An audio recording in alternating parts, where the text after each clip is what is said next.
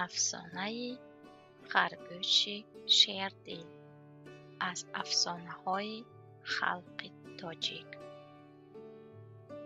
خرگوشچه‌ای بود در جنگلزار خیلی ترسانچک. وی از هر چیز می ترسید.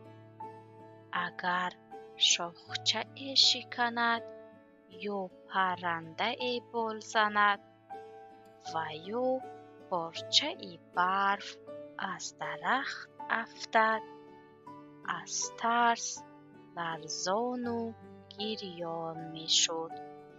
خرگوشچه یک روز، 2 روز، 1 هفته و نهایت 1 سال همین خیل ترسانچک بود.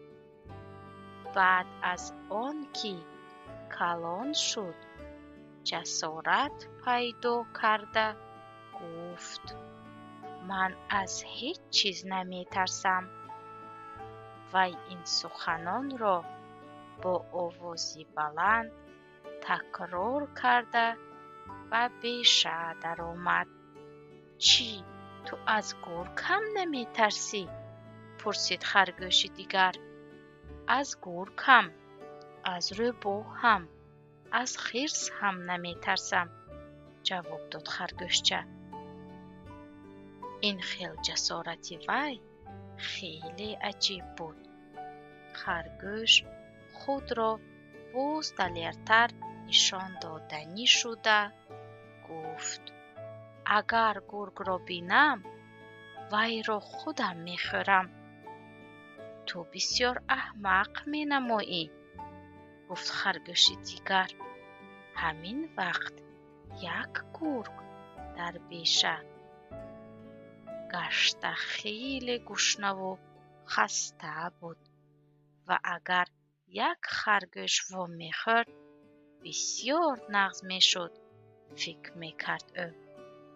در همین وقت ناخواست به گوشش آواز خرگوش رسید. وی از راهش باز ایستاد و بوی کشیده و پاییده پیش آمدن گرفت. گرگ به خرگوش‌های بازی کرده ایستادگی نزدیک آمده شنید که یک خرگوشچه کج چشمی دم کلته او را پاره پاره کرده خورده نیست. ایستا، حاضر من به سری تو لاف زن آب می ریزم، گفت گرگ. خرگوشچه به بالای کنده برآمده می گفت: گوش کنید ای ترسانچک‌ها، گوش کنید، من به شما یک چیزی عجیب نشان می دهم. من همین وقت گرگ را دیده گپش را گم کرد و نفسش گشت. از ترس مثل خپک لنده شده از شاخی بلند و بالای سری گرگ افتاد و پایان جهیده رفت و پشتش نگاه نکرده می گریخت. گمان داشت که گرگ از عقیبش دویده می آید و همین زمان او را داشته می خورد. آخر بیچاره بی حال شد.